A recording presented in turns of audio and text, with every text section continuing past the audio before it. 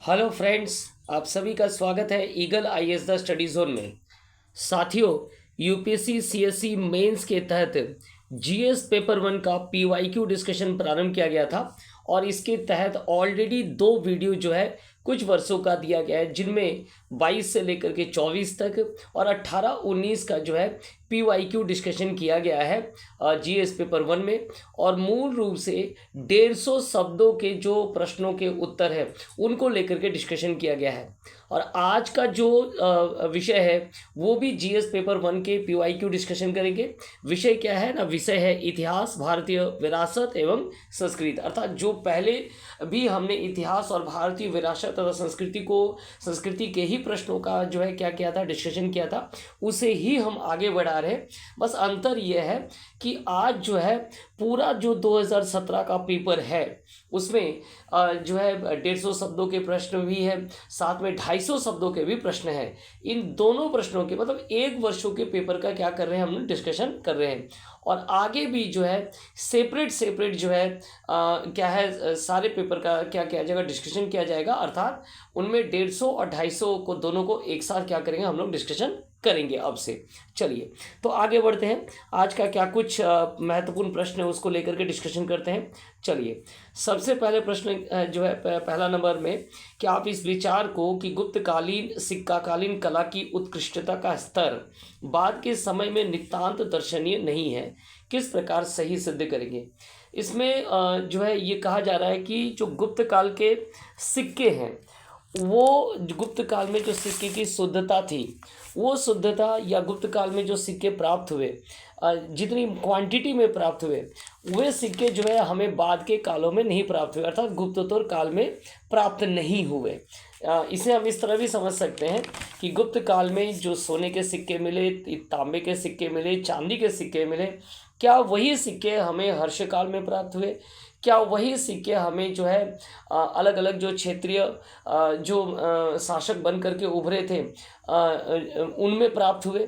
तो ये इनको लेकर के क्या करना है, हमें डिस्कशन करना है। तो चलिए, सबसे पहले हम ये देखेंगे कि गुप्त काल में जो सिक्के प्राप्त हुए वो किस प्रकार के थे। तो गुप्त काल के दौरान जो सिक्के प्राप्त हुए थे वो क्या थे ना, एक तो स्वर्ण के भी थे, दूसरा चांदी के भी थे, और तीसरा जो है वो तांबे के भी सिक्के प्राप्त हुए।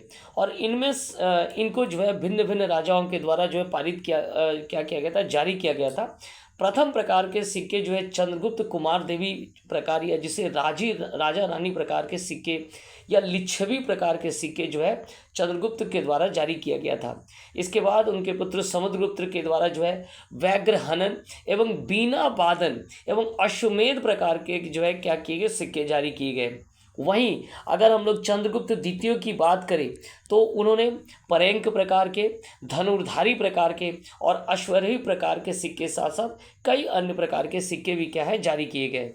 इसका अर्थ सीधा ये है कि गुप्त काल में जो है स्वर्ण, चांदी और तांबे के सिक्के तो खूब जारी किए गए और उनमें जो है क्या किए गए ना, आकृतियाँ उकेरी गई। और इसके लिए जो है अलग अलग शासकों ने अपने जो है शासन काल के विभिन्न घटनाओं को उकेरा। जैसे अश्वमेध प्रकार का जो है ये दिखाता है कि अश्वमेध यज्ञ किया गया था, है ना। अश्वरेही प्रकार के सिक्के थे, पर्यंक प्रकार के सिक्के थे।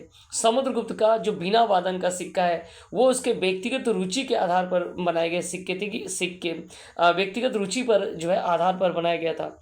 तो इस प्रकार सिक्के में जो है शासन के विभिन्न घटनाओं को और जो शासकों की व्यक्तिगत रुचियाँ थी कला और संस्कृति को लेकर के, उनको जो है क्या किया गया, आकृति पर उत्कीर्ण किया गया था। तो गुप्त काल के सिक्के की ये विशेषताएं थी। गुप्त काल में सिक्के की जो है संख्या पर्याप्त मात्रा में मिला है। इससे ये भी सिद्ध होता है कि व्यापार और वाणिज्य जो है इन सिक्कों का प्रयोग अधिक से अधिक हुआ और व्यापार वाणिज्य जो है इस काल में खूब फला फूला था। चलिए, गुप्तकालीन सिक्के के द्वारा जो है उस काल के आर्थिक राजनीतिक घटनाओं का क्या किया जाता है ना, स्थितियों का भी वर्णन करता है। लेकिन अगर वही हम बात करें गुप्तोत्तर काल के बाद, अर्थात अगर सिर्फ हर्ष काल की ही हम बात करें, हर्ष काल के समय में मुद्राओं और मोहरों का जो है अभाव पाया जाने लगा। क्योंकि हर्ष काल के जो है मुद्राएं मोहरों की संख्या भी कम खोजी गई है। इस काल में जो है व्यापार और वाणिज्य में भी क्या आ चुका था, कमी आ चुका था। सोने के सिक्के भी कम थे और अधिकांश जो है तांबे के सिक्के पाए गए थे। पाल काल में जो है सिक्के, समय काल के जो सोने के सिक्के भी कम प्राप्त हुए थे। तो इस प्रकार हमें ये सिद्ध होता है कि गुप्त काल में जो स्वर्ण और चांदी के और तांबे के जो सिक्के जारी किए गए थे वो हर्ष काल या पाल काल के आते आते या जो राजपूत काल में आते आते धीरे धीरे क्या हो गया, वो कम होता चला गया। तो हम जो गुप्त काल में जो सिक्के की जो कला की उत्कृष्टता पाते हैं वो बाद के समय में जो है वो हमें ठीक प्रकार से नहीं दिखता है। तो इस प्रकार से आप इन प्रश्न को क्या कर सकते हैं ना, डील कर सकते हैं। ठीक है, चलिए दूसरा प्रश्न ले लेते हैं कि दूसरा प्रश्न क्या है।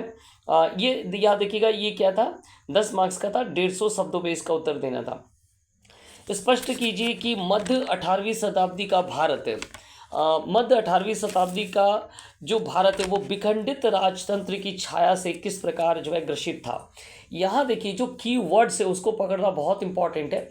उस की वर्ड्स को पकड़ करके जो है आपको क्या करना होगा, डिटेल में मतलब आप उसे क्या कर सकते हैं ठीक प्रकार से जो मुख्य पार्ट है, कोई आंसर का जो मुख्य पार्ट है जिसे हम लोग बॉडी ऑफ दी आंसर करें उसको आप लिख सकते हैं। एक हल्का फुल्का जो है इंट्रो भी बना सकते हैं और लास्ट में कंक्लूजन भी दे सकते हैं। तो यहाँ अगर हम देखेंगे कि मध्य 18वीं शताब्दी, तो 18वीं शताब्दी के मध्य की बात की जा रही है और विखंडित राजतंत्र की छाया में किस प्रकार ग्रसित था, भारत की बात की जा रही है।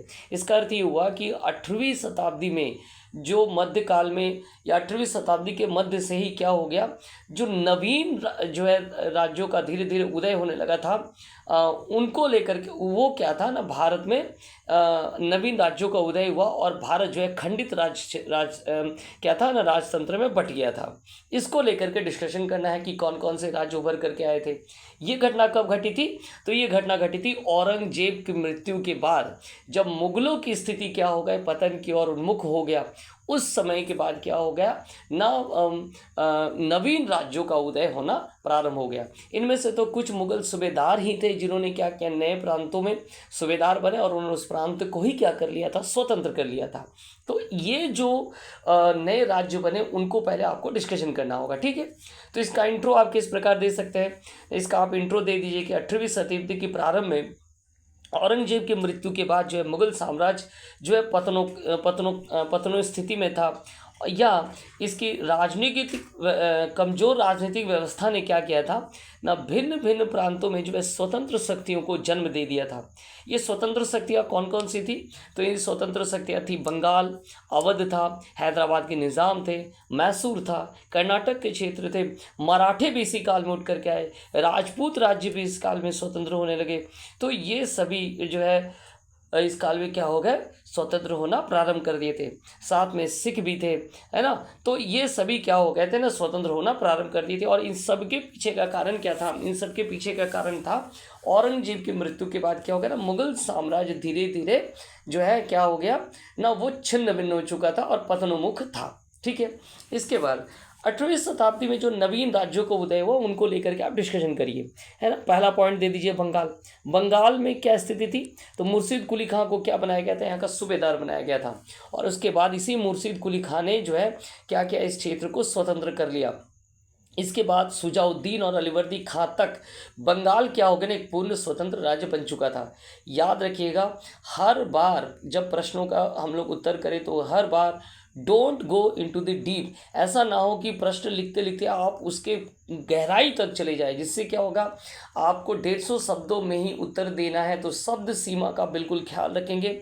आपको इसी शब्द सीमा के अंतर्गत जो है अपनी कम शब्दों में अपनी बात को पूर्ण रूप से रखना है। यहाँ जो प्रश्न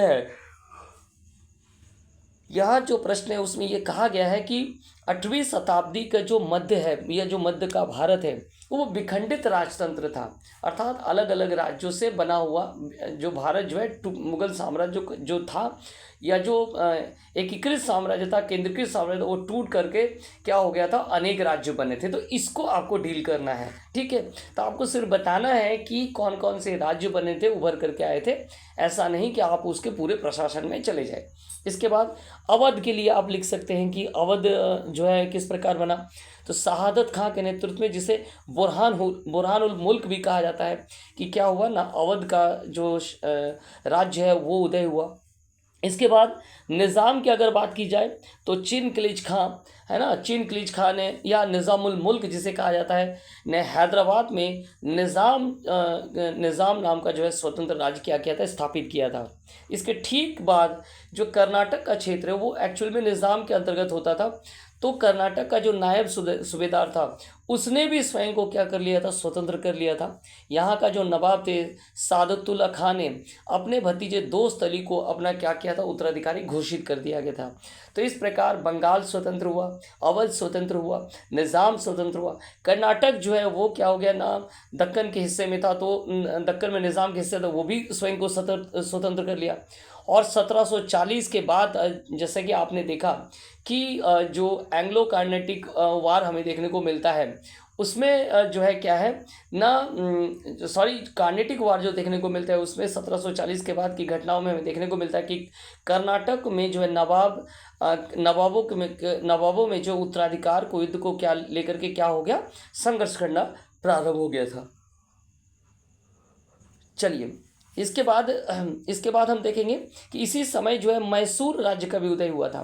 18वीं शताब्दी में जो है विजयनगर राज्य के अंत होने के कारण जो दो भाई नंदराज और देवराज के हाथ में सत्ता थी, लेकिन इसी समय हैदर अली ने जो है इन्हें हटा करके 1761 में मैसूर पर अधिकार करे और मैसूर राज्य स्थापित किया, जो बाद में चल करके टीपू सुल्तान के द्वारा संचालित किया गया। ठीक इसी समय जो है मराठे भी जो है एक शक्ति बनकर के उभरे थे। 1707 में औरंगजेब की मृत्यु के बाद जो है साहू को कैद से मुक्त कर दिया गया और 1714 में ताराबाई एवं साहू के मध्य युद्ध हुआ, जिसमें जो है साहू क्या हुआ ना, विजय हुआ। और इसके बाद उन्होंने बालाजी विश्वनाथ के साथ मिल करके जो है मराठा राज्य को क्या किया, पुनः संगठित किया और पुनः मजबूत बनाया, जो आगे जा करके जो है कई पेशवाओं के अधीन और मजबूत होता चला गया। तो इस प्रकार हम ये देख पा रहे हैं कि 18वीं सदी का जो भारत था वो एक विखंडित राजतंत्र में था। कई राज्य बन चुके थे, बंगाल बन चुका था, अवध बन चुका था, निज़ाम बन चुका था, कर्नाटक था, मैसूर था, मराठे थे, राजपूत स्टेट्स थे, सिख थे। तो ऐसे ही कई भागों में वो बढ़ चुका था। तो इस प्रकार आप इस प्रश्न को क्या कर सकते हैं, इस तरीके से डील कर सकते हैं। ठीक है, चलिए, इसके अलावा आप चाहे तो क्या कर सकते हैं कि मैप बना करके उन राज्यों की स्थिति को भी आप दिखा सकते हैं। ठीक है, चलिए, कंक्लूजन में आप इसे क्या कह सकते हैं, कंक्लूजन में आप ये कह सकते हैं इस प्रकार 18वीं शताब्दी में भारत में जो है क्षेत्रवार भिन्न राजनीतिक शक्तियों का क्या हुआ था, उदय हुआ था। चलिए, अब नेक्स्ट देखेंगे कि कौन सा प्रश्न है।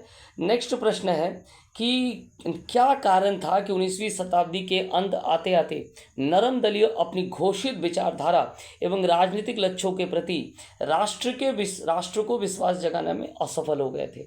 यहाँ पर प्रश्न को हमें जो है कीवर्ड्स को भी पकड़ना होगा। आप पूछ रहा था कि वो कौन कौन से कारण थे जिसके कारण जो 19वीं शताब्दी में नरम दल उभर करके आए और नरम दल ने अपनी जो विचारधाराओं की घोषणा की थी, उस घोषणा के माध्यम से वो राष्ट्र के जो विश्वास या भारतीयों के विश्वास जगाने में असफल हो गए थे।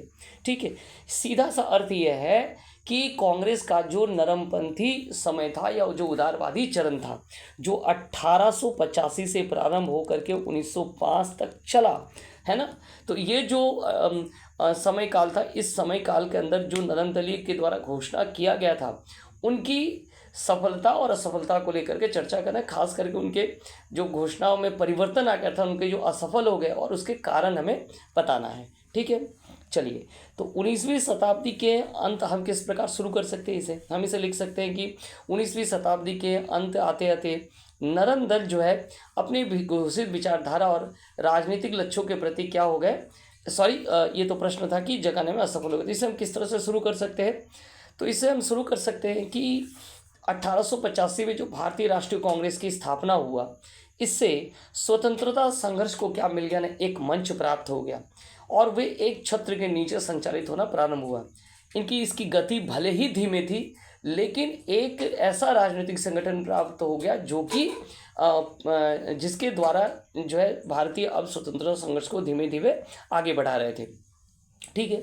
1885 से लेकर 1905 तक कांग्रेस में लिबरल लीडर या जो नरम दल का नेतृत्व था, और उन्होंने ही स्वतंत्रता संघर्ष को क्या क्या जो है आगे बढ़ाया था। और इस चरण को ही क्या कहा जाता है, उदारवादी या नरमपंथी चरण के नाम से जाना जाता है। पहली चीज़ तो ये हो गई, आपने नरम दल के बारे में डेफिनेशन दे दिया।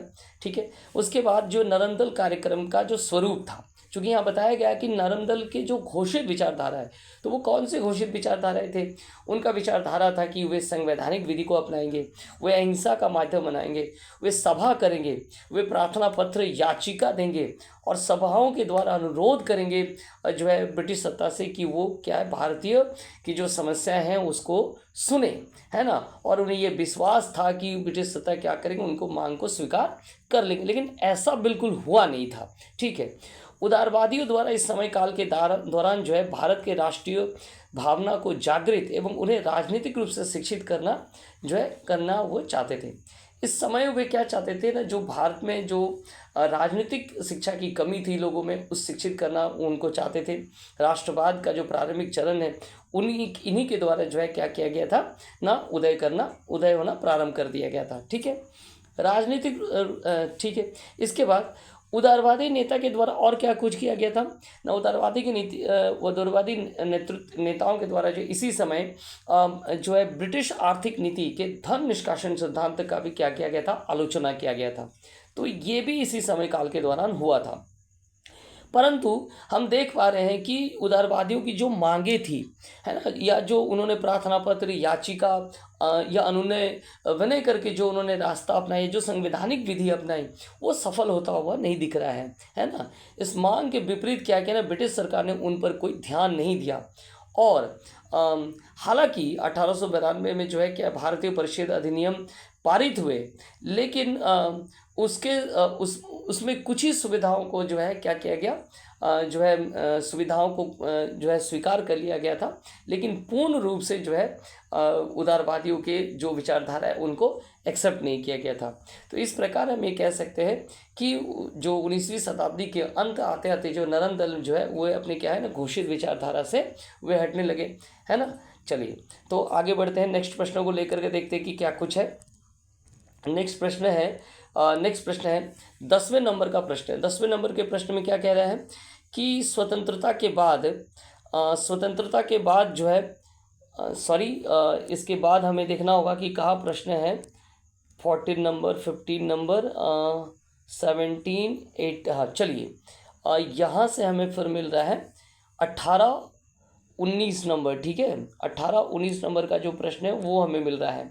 तो चलिए यहाँ पर सबसे पहले हम देखेंगे, एक प्रश्न हमें मिल रहा है, आधुनिक भारत में महिलाओं से संबंधित प्रश्न 19वीं शताब्दी में सामाजिक सुधार के भाग के रूप में उठे। इस अवधि में महिलाओं से संबंधित मुख्य मुद्दे और विवाद क्या थे?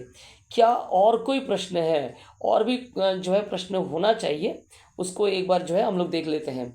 चलिए आगे बढ़ते हुए हम लोग जाएंगे और देखेंगे कि क्या और भी कोई प्रश्न है कि नहीं। तो हमें ये दिख रहा है कि 1, 2, 3 तो था ही, ये 3 प्रश्न तो थे ही। उसके बाद का जो प्रश्न है वो हमें सीधा जो है 12वें नंबर पे दिख रहा है। तो 12वें नंबर का क्या प्रश्न है उसको पहले ले लेते हैं, उसके बाद फिर जो है हम लोग 19 नंबर के प्रश्न में जाएंगे। चलिए तो 12वें नंबर में क्या प्रश्न है, बहुत ही इंपॉर्टेंट प्रश्न जो है 12वें नंबर में दिया गया है, और इसमें कहा गया है कि परीक्षण कीजिए कि औपनिवेशिक भारत में जो पारंपरिक कारीगरी उद्योग का जो पतन ने किस प्रकार ग्रामीण अर्थव्यवस्था को क्या कर दिया था, अपंग कर दिया था। अर्थात जो औपनिवेशिक भारत में क्या हुआ ना, जो भारत के जो पारंपरिक उद्योग थे, जिनमें सूती वस्त्र उद्योग थे, दस्तकारी उद्योग थे, है ना, ये जो कुटीर उद्योग थे वो क्या हो गए ना, नष्ट हो गए, और जिसके कारण जो अर्थव्यवस्था क्या हो गया था, ग्रामीण अर्थव्यवस्था पूर्ण रूप से चरमरा गया था। तो इसको लेकर के डिस्कशन करना है। ठीक है। अब यहाँ पर की वर्ड्स है कि जो पारंपरिक उद्योग जो है वो नष्ट कैसे हुए। सीधी सी बात है कि ब्रिटेन में जो इंडस्ट्रियल रेवोल्यूशन हुआ था, उसके कारण क्या हो गया था ना, भारत के साथ उसके व्यापारिक ढांचा बदलाव आ गया था। 1813 के बाद याद रखिएगा ईस्ट इंडिया कंपनी का व्यापारिक ढांचा बदल चुका था। चूँकि 1813 में चार्टर एक्ट बना था, और चार्टर एक्ट में भारतीय व्यापार का जो अधिकार है कंपनी का, वो समाप्त कर दिया गया था। हालांकि चीन के साथ व्यापार और चाय के व्यापार का अधिकार को रख दिया गया था। तो आखिरकार क्या कारण है कि जो भारत के साथ जो व्यापार है, कंपनी का व्यापार का अधिकार को समाप्त कर दिया गया? इसके पीछे का कारण था कि जो वेटरन की इंडस्ट्रियल जो क्रांति हुई, इसके कारण जो है अब जो है किस अलग ढांचे के तहत जो वे क्या करना चाहते थे, व्यापार नीति को आगे बढ़ाना चाहते थे। अर्थात इंडस्ट्री की जो मांग थी, उस मांग को पूरा करने के लिए वो भारत को क्या समझ रहे थे, एक उपभोक्ता के तौर पर देख रहे थे। साथ में उन इंडस्ट्रियों में जो कच्चे माल की आवश्यकता थी, उनको वो यहाँ से ले जाना चाहते थे। 1813 से पूर्व की स्थिति क्या थी ना? 1813 से पूर्व की स्थिति ये थी कि भारत से ही जो है कई कच्चे माल जो है कहाँ, ब्रिटेन को निर्यात किए जाते थे। लेकिन अब चूंकि वहाँ इंडस्ट्रियल रेवोल्यूशन आ गया था, तो अब वे अपने वहाँ के जो उद्योगों की जो मांग है और उनके हिसाब से क्या करना चाहते थे, भारत को बदलना चाहते थे। और इसी कारण से 1813 के चार्टर एक्ट में क्या किया गया ना, कंपनी के जो व्यापार का एकाधिकार है उसको बंद कर दिया गया। और आगे क्या किया गया ना, चलिए देख लेते हैं ना। इंडस्ट्रियल रेवोल्यूशन में क्या हुआ ना, ब्रिटेन में आधुनिक मशीन कारखाने बने, पूंजीवाद के संरक्षण हुआ, जिसके कारण जो है उद्योग जो है काफ़ी मात्रा में उद्योग क्या हुए, बनना प्रारंभ हो गए। इसके कारण जो ब्रिटेन का जो ब्रिटेन में जो माल बनने लगा, उसके लिए भारत क्या बन गया ना, एक बाजार बन गया। और भारत में क्या किया गया, ब्रिटिश सरकार ने भारत में जो है मुक्त व्यापार की नीति को अपनाया। अर्थात कोई भी जो है विदेशी वस्तु जो है यहाँ बिक सकता था। तो एवं ब्रिटिश माल जो है बिना किसी शुल्क या मामूली आयात शुल्क जो है भारतीय बाजार में आने लगे। सबसे बड़ा प्रॉब्लम यहाँ पर होने लगा कि जो है कम आयात शुल्क से जो ब्रिटेन का माल है वो भारतीय बाजार में आने लगा। इस माल का जो है टक्कर जो है भारत का जो देसी उद्योग है, अर्थात जो दस्तकारी उद्योग है, सूती वस्त्र उद्योग है। चूँकि खास करके जो है इंडस्ट्रियल रेवोल्यूशन का जो प्रभाव है सूती वस्त्र उद्योग में देखा गया था, तो सूती वस्त्र का जो है ज़्यादा से ज़्यादा आयात भारत में किया गया और भारतीय राज्यों में जो है इसको ज़्यादा से ज़्यादा प्रोत्साहित किया गया। तो जिसके कारण क्या हो गया, हमारे जो यहाँ पर जो दस्तकार थे, जो कताई का काम करते थे, बुनाई का काम करते थे, उनको क्या हुआ ना, बहुत क्षति होना प्रारंभ हो गया। क्योंकि वे ब्रिटेन के इन मशीनों के द्वारा बनाए गए माल के साथ क्या है ना, प्रतिस्पर्धा करने में असक्षम थे, जिसके कारण जो है उन्हें अपना काम छोड़ना पड़ा। या तो वे क्या करना पड़ा, मजदूरी करना पड़ा, या तो वे क्या करने लगे ना, खेती हर किसान बनते चले गए। और इस प्रकार जो है ग्रामीण अर्थव्यवस्था पर एक भारी चोट पड़ी। ठीक है, तो ये मूल रूप से क्या हुआ ना, इंडस्ट्रियल जो रेवोल्यूशन हुआ उसके कारण जो है व्यापारिक ढांचा में बदलाव आ गया, ईस्ट इंडिया कंपनी का व्यापार। लेकिन 1813 में जब व्यापार के एक अधिकार को खत्म कर दिया गया, तो उसके बाद का व्यापार में बदलाव आने लगा। ठीक है, चलिए अब देखेंगे आगे क्या कुछ हम लोग इस पर लिख सकते हैं कि भारत के जो दरवाजे हैं वो विदेशी वस्तुओं के लिए तो खुले कर दिए गए थे मुक्त व्यापार की नीति के तहत। भारतीय माल पर ब्रिटेन में प्रवेश के लिए भारी आयात शुल्क, देखिए इसमें भी पहले ईस्ट इंडिया कंपनी के द्वारा जो है भारत से कई माल लेकर के जो है ब्रिटेन में बेचा जाता था, मान लीजिए, उस पर अब क्या किया गया ना, आयात शुल्क को बढ़ा दिया गया। तो यहाँ से माल जाना कम हो गया, ये तो हो गया। लेकिन वहाँ से जो सूती वस्त्र उद्योग आ रहा था उस पर जो है आयात शुल्क भारत में कम था। तो इस प्रकार अधिक से अधिक सूती वस्त्रों का क्या किया गया, आयात हुआ। और जो है प्रतिस्पर्धा जो है काफ़ी जोर शोर के कारण जो है हमारे यहाँ के कुटीर उद्योगों का क्या हुआ, जिसमें जो है दस्तकारी उद्योग और जो हमारे कताई बुनाई का काम है उसको क्या क्षति पहुँचा। ठीक है, अगर हम बात करें 19वीं शताब्दी के अंत तक जो है भारत का निर्यात मुख्यतः कच्चे कपास, जूट और रेशम। मूल रूप से जो इंडस्ट्रियल रेवोल्यूशन हुआ उसमें कच्चे कपास की बहुत ज़रूरत है और रेशम की बहुत ज़रूरत है, जो भारत से वहाँ जाता था। इसके अलावा तिलहन, गेहूँ, चमड़ा, नील और चाय जो है ये सभी जो है क्या किए जाते थे, निर्यात किए। अर्थात इतना ही जो है वो सीमित कर दिया गया था 1813 के बाद।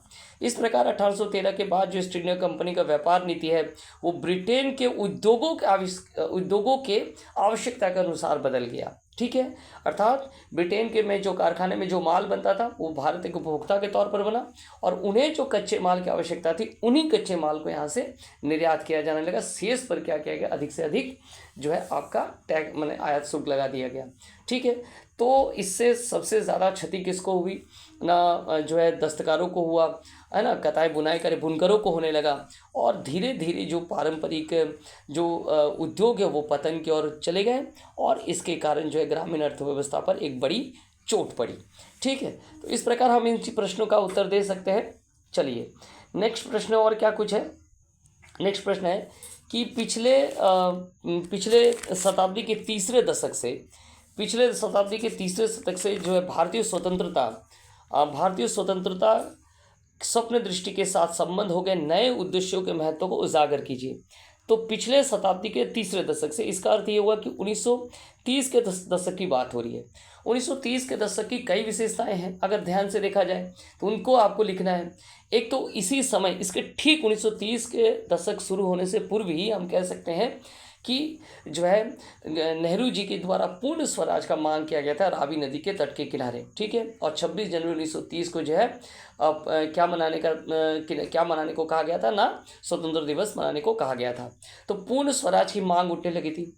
नेहरू जी समाजवाद के बहुत बड़े जो है क्या हो गए थे ना, समाजवाद के बहुत बड़े समर्थक के रूप में उभरे थे।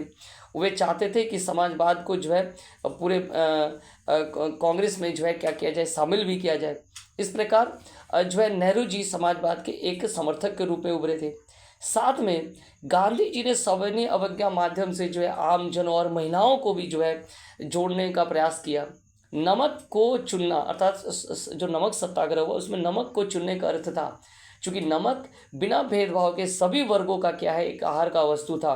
तो सभी वर्गों को जो है वो इस आंदोलन से जोड़ना चाहते थे, चाहे वो अमीर हो, गरीब हो, किसान हो, मजदूर हो, है ना, कोई महिलाएं हो, कोई भी हो, उनको जो है इस आंदोलन के साथ जोड़ना चाहते थे। तो नमक को उन्होंने चुना था, नमक सत्याग्रह जिसे हम कह रहे हैं। ठीक है, दांडी मार्च जिसे हम कह रहे हैं। इसके अलावा और क्या कुछ था ना, किसान सभाओं के द्वारा, अखिल भारतीय जो किसान सभा थे सरस्वती सहजानंद सरस्वती के द्वारा, उनके द्वारा जो है किसानों को भी क्या किया गया ना, स्वतंत्रता संघर्ष में जो है भागीदारी के लिए जो है उन्हें भी शिक्षित किया गया। साथ में जो है महिलाएं भी जो है अधिक से अधिक अब सविनय अवज्ञा आंदोलन में जुड़ने लगे थे। साथ में जो है गांधी जी ने इसी दशक में जो है अपने अस्पृश्यता निवारण कार्यक्रम को भी जो है प्रारंभ कर दिया था। 1932 में उन्होंने अखिल भारतीय अस्पृश्यता विरोधी लीग का गठन किया। 1933 में उन्होंने जो है हरिजन यात्रा भी किया, और ये यात्रा काफ़ी जो है लाभदायक हुआ। 20,000 किलोमीटर तक उन्होंने दूरी तय की पूरे भारत का, और हरिजन सेवक संघ के लिए कोष वे एकत्रित किए। तो अर्थात उनवे सबको लेकर के अब चलना चाहते थे, और एक नया परिवर्तन देखने को मिल रहा था। इसके अलावा और क्या कुछ था ना, 1937 का जो प्रांतीय विधानसभा चुनाव था उसमें कांग्रेस ने 6 प्रांतों में क्या किया था ना, अपने मंत्रिमंडल का भी गठन किया था, जिनमें बॉम्बे, मद्रास, मध्य भारत, उड़ीसा, बिहार और संयुक्त प्रांत थे।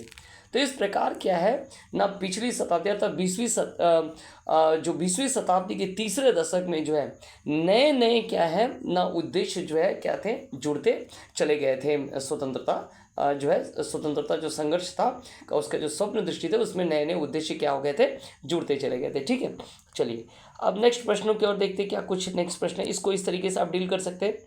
नेक्स्ट प्रश्न जो है वो है आपका, यहाँ पे हम लोग आ जाएंगे, आधुनिक भारत में महिलाओं से संबंधित जो प्रश्न है 19वीं शताब्दी में सामाजिक सुधार आंदोलन के भाग के रूप में उठे थे, और इस अवधि में महिलाओं से संबंधित मुख्य मुद्दे और विवाद क्या थे। इस प्रश्न को तो खूब लिखा जा सकता है, इसमें बहुत सारे टॉपिक है जो आप देख पा रहे हैं। एक तो सामाजिक सुधार आंदोलन किस प्रकार हुआ आप लिख सकते हैं, और महिलाओं के तो कई मुद्दे हैं जिनको आप आराम से लिख सकते हैं।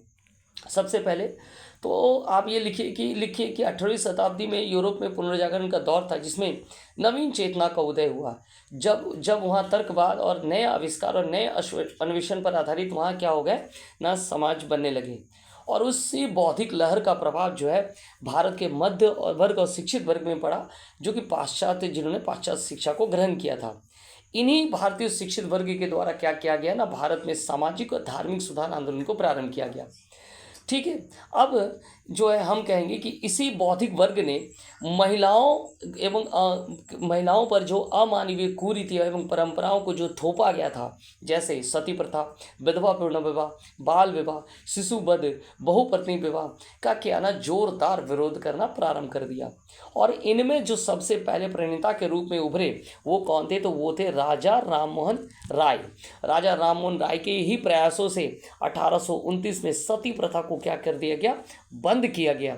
इसके बाद जो है केशव चंद्र सेन भी हुए। ईश्वर चंद्र विद्यासागर ने क्या किया ना, उनके भी प्रयासों से 1856 में हिंदू विधवा पुनर्विवाह अधिनियम पारित किया गया और विधवा विवाह को वैध माना गया। इसके अलावा और क्या कुछ हुआ? 1872 का जो है नेटिव मैरिज एक्ट पास किया गया, जिसके तहत 14 वर्ष से कम आयु की कन्याओं का विवाह जो है रोक लगा दिया गया। बाद में बीएम मालवाड़ी के प्रयत्नों से 1891 में सम्मति आयु अधिनियम पारित किया गया, जिसके तहत 12 वर्ष से कम आयु की कन्याओं के विवाह पर क्या कर रोक लगा दिए गए। बैथुल स्कूल बनाए गए, जिसके द्वारा महिलाओं को जो है स्कूल से जोड़ा गया। इसी समय जो है महात्मा ज्योतिबा फूले के द्वारा जो है स्कूल खोले गए। इनको लेकर के भी आप क्या कर सकते हैं, लिख सकते हैं। तो महिलाओं से संबंधित जो चीज़ें हैं वो आप इसमें क्या करते जाएं ना, जोड़ते चले जाएं और आप बताएं कि किस प्रकार सामाजिक सुधार आंदोलन के दौर में महिलाओं से संबंधित जो मुद्दे हैं उन्हें ज़्यादा से ज़्यादा देखा गया। ठीक है, तो ये थे 2017 के प्रश्न। इतिहास और जो कला और संस्कृति के प्रश्नों को लेकर के क्या किया गया, डिस्कशन किया गया। आगे भी जो है PYQ डिस्कशन जो है किया जाएगा। एक बात याद रखिए हमेशा कि PYQ डिस्कशन पर जितना अधिक से अधिक आप जोर देंगे और रिटन प्रैक्टिस करेंगे, इससे आपको क्या होगा, एक तो हर वर्ष के प्रश्नों को आप एक बार देख लेंगे। दूसरा, आप चूँकि अलग अलग वर्ष में अलग अलग प्रकार के प्रश्न हैं, तो आपका जो कॉन्सेप्ट है वो क्या होगा, क्लियर होगा जब आप प्रश्नों का उत्तर लिखेंगे, है ना। पहले तो आप टॉपिक का अध्ययन करेंगे, फिर टॉपिक के अध्ययन को लेकर के आप मटेरियल प्राप्त करेंगे, फिर उसको लिखेंगे, उसका नोट्स बनाएंगे। इससे आपका एक तो आपका कॉन्सेप्ट भी क्लियर होगा, मेंस राइटिंग भी आपकी अच्छी हो जाएगी और साथ में आपका विषय पर पकड़ भी मजबूत होता चला जाएगा। तो चलिए हमारे साथ जुड़े रहिए। जो है UPSC CSE मेंस के तहत जनरल स्टडीज़ पेपर 1 का जो PYQ डिस्कशन है और इतिहास और भारतीय विरासत एवं संस्कृति के PYQ डिस्कशन के लिए आप सभी का बहुत बहुत धन्यवाद।